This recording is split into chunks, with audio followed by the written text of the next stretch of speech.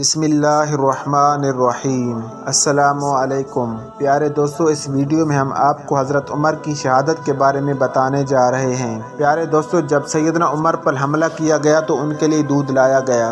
جیسے ہی آپ نے دودھ پیا تو وہ آپ کی پسلیوں کے زخم سے بہہ نکلا۔ طبیب نے ان سے کہا، اے امیر المومنین، وصیت فرما دیں، آپ زیادہ دیر زندہ نہیں رہ سکیں گے۔ تو انہوں نے اپنے بیٹے عبداللہ کو بلایا اور کہا کہ حذیفہ بن یمان کو میرے پاس بلاؤ۔ حذیفہ بن یمان حاضر ہو گئے۔ یہ وہ صحابی ہیں جنہیں نبی کریم صلی اللہ علیہ وسلم نے منافقین کے ناموں کی فہرست عطا کی تھی، اور ان ناموں کے بارے میں اللہ پاک اور رسول اللہ صلی اللہ علیہ وسلم اور حذیفہ بن یمان کے علاوہ کوئی نہیں جانتا تھا۔ حضرت عمر نے پوچھا جبکہ خون ان کی پسلیوں سے بہہ رہا تھا کہ اے حذیفہ بن یمان، میں آپ کو اللہ کی قسم دے کر کہتا ہوں، کیا اللہ کے رسول صلی اللہ علیہ وسلم نے میرا نام منافقین کے ناموں میں لیا ہے یا نہیں؟ یہ سن کر حذیفہ بن یمان کی آنکھوں سے آنسو جاری ہو گئے اور فرمایا، یہ میرے پاس رسول اللہ صلی اللہ علیہ وآلہ وسلم کا راز ہے جو کسی کو نہیں بتا سکتا۔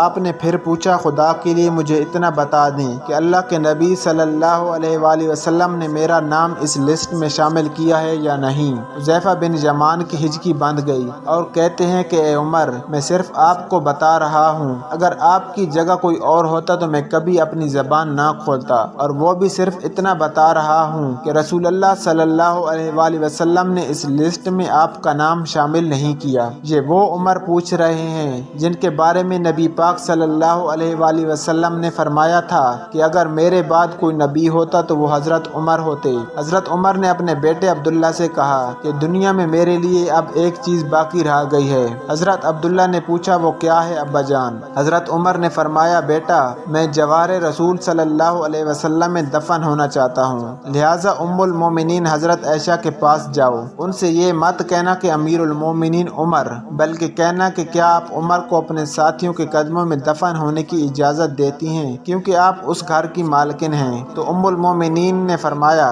یہ جگہ تو میں نے اپنے لیے تیار کر رکھی تھی، لیکن آج میں اسے عمر کے لیے ترک کرتی ہوں۔ عبداللہ ابن عمر شادان و فرحان واپس آئے اور عرض کی اجازت مل گئی ہے۔ عبداللہ ابن عمر نے دیکھا کہ حضرت عمر کا رخسار مٹی پر پڑا ہوا ہے تو انہوں نے آپ کا چہرہ اٹھا کر اپنی گود میں لے لیا۔ حضرت عمر نے اپنے بیٹے کی طرف دیکھا اور فرمایا کہ کیوں تم نے میرا چہرہ مٹی سے بچانا چاہا؟ عبداللہ ابن عمر نے کہا، ابا جان، لیکن حضرت عمر نے بات کاٹتے ہوئے فرمایا کہ اپنے باپ کا چہرہ مٹی سے لگنے دو، بربادی ہے عمر کے لیے اگر کل اللہ پاک نے اسے نہ بخشا۔ حضرت عمر اپنے بیٹے کو یہ وصیت فرما کر موت کی آغوش میں چلے گئے، اے میرے بیٹے، میری میت مسجد نبوی میں لے جانا اور میرا جنازہ پڑھنا، اور حذیفہ بن یمان پر نظر رکھنا، اگر وہ میرے جنازے میں شرکت کرے تو میری میت رسول اللہ صلی اللہ علیہ وسلم کی طرف لے جانا اور میرا جنازہ رسول اللہ صلی اللہ علیہ وآلہ وسلم کے روضے کے دروازے پر رکھ کر دوبارہ اجازت طلب کرنا اور کہنا،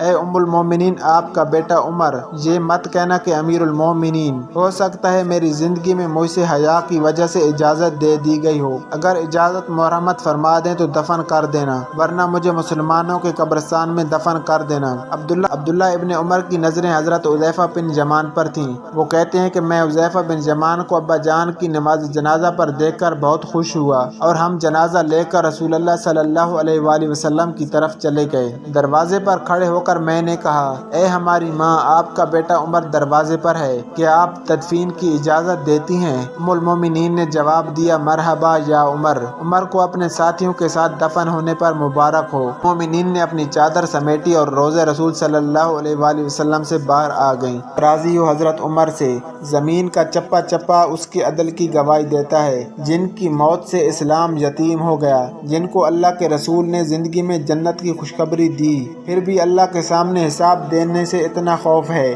تو دوستو، آج بتائیں آپ کہ ہمارا اس وقت کیا حال ہے اور اس وقت ہمارا کیا حال ہوگا جب ہم اللہ کے سامنے حساب دے رہے ہوں گے۔ دوستو، اگر ویڈیو اچھی لگے تو ویڈیو کو لائک اور چینل کو سبسکرائب ضرور کر دیں۔